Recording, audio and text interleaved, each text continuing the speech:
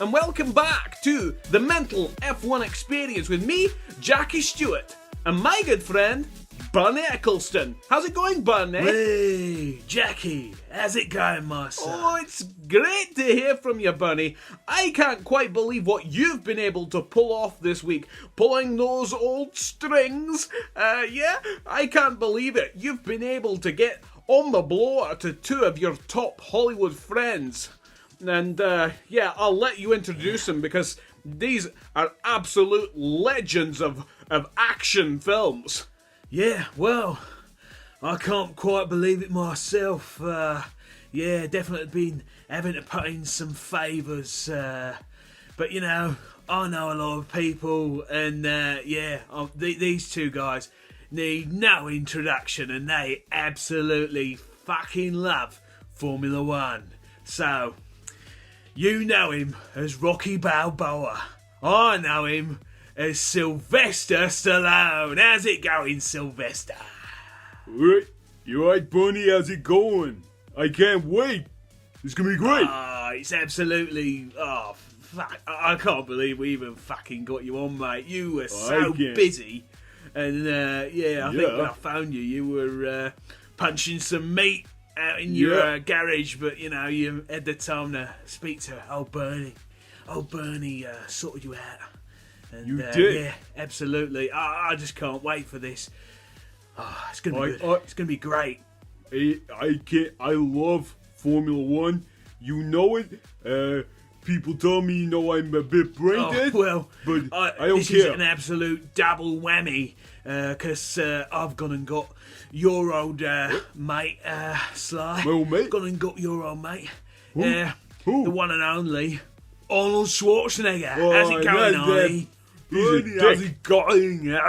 It's great to be here. I hooked you up with Michael Schumacher back in the mid-2000s, and you absolutely loved being on the grid, it was chilling great with good old Michael. Yeah. And you just loved it there at Formula One that day.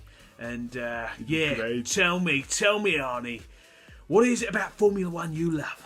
Well, you know, you look at the grid and you think to yourself, there can only be one winner, and there's so many drivers hungry and they want to win, and I love that. Well, it's absolutely great to have you two old muckers on our podcast. I can't wait for this. This is going to be great. I can't wait either, Bernie. Well, we've got to get cracking on with the Formula One news, guys. As starstruck as I am, I'm just overwhelmed, but at the same time, there's so much Formula One news that's happened this week. We really need to get cracking. So, beginning of the week, we had AlphaTauri. They released their Formula One car, and looked a similar livery to previous years, but at the same time, it looked a little more developed than that Red Bull show car. Yeah. Then we had the Williams release their Formula One car.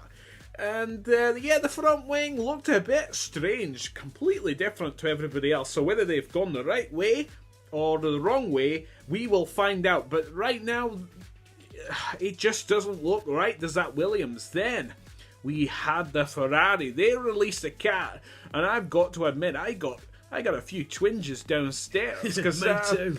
I like a car that's designed with a little bit of finesse. And, oh my God, will those drivers, Carlos Sainz and Charles Leclerc, they will absolutely love slipping into that cockpit every single time this year, because that is a beautiful Formula One car that Ferrari have produced. And, it might drive like a bag of shite, but God, it looks sexy.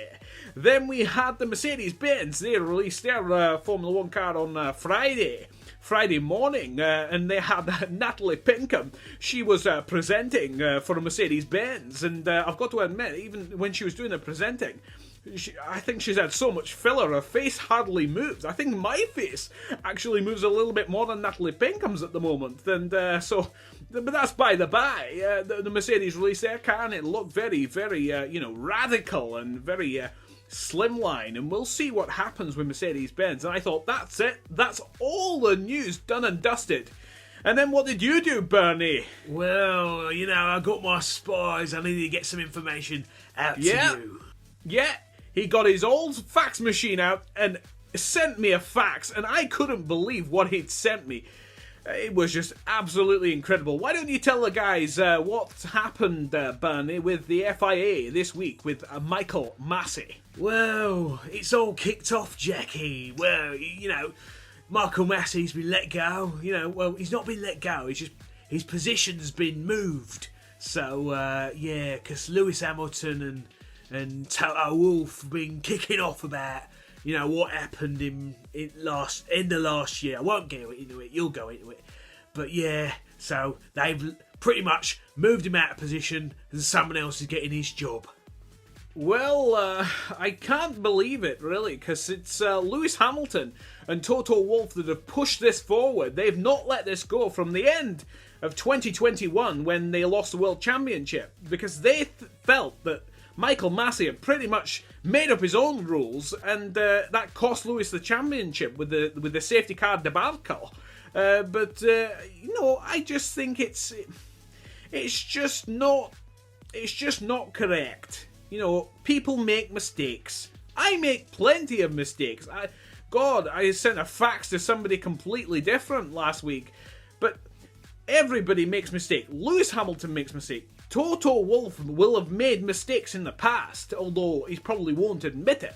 But just to get the man sacked over one mistake, I thought Lewis Hamilton's got a sign on the back of his helmet that says "Still I Rise," and I've got to admit, just from the outside, looking at it, from the outside with Lewis Hamilton and Toto Wolff kicking off at Michael Massey, I think Lewis Hamilton's stooping low. Yeah, indeed, mate. Indeed. I think it's pathetic. Anyway, let's have a look at a video now, and let's see Lewis Hamilton's demeanour. But I feel great. I feel fit. Naturally, when you have an extra year of experience under your belt, that always helps.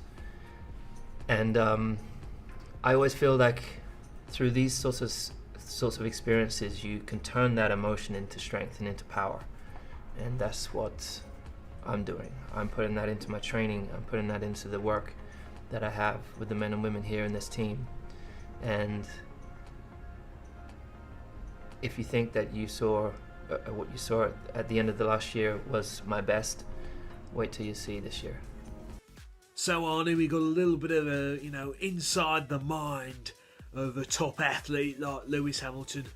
What are your insights on what he might be feeling right now, and is there any situation that you've been in similar in the past? Sounds like Lewis is fully pumped up for F1 2022. He's definitely in the right mind frame, and he's definitely taking all the right supplements, the proteins, getting ready for the fight and taking it to everybody, especially Max Verstappen, trying to prove, I'm the best. You beat me once, you'll never beat me again, and that's the right mind frame. And when it comes to the stewards, I had something similar, Bernie. When I was a young boy, 18 years old, I got out of Austria and went to Munich to a bodybuilding competition, and I had to put on some little pants because I had no pants. I had to borrow somebody else's pants, and he had a little sweaty crack, and I had to put them on and go out there and do my posing on the stage. But the stewards just did not like me, did not like my accent because I was from Austria, not Germany. And the next time I went to that competition, I give him a good smack in the back, and he couldn't be the judge that day. And we got in a judge that liked me and gave me a 10 out of 10, and I won the competition. And if you got the power to do it like me, you do it. You know what I mean? And Lewis, he's back. He's back for Formula One, and I can't wait for this season to start. So here we go. We got another clip here, Lewis Hamilton. And this is for you, Sly. You have a little look at this and you tell us what you think about this. I think ultimately I love a sport that I've loved my whole life. There was a moment where I kind of, I've obviously lost a little bit of faith within the system.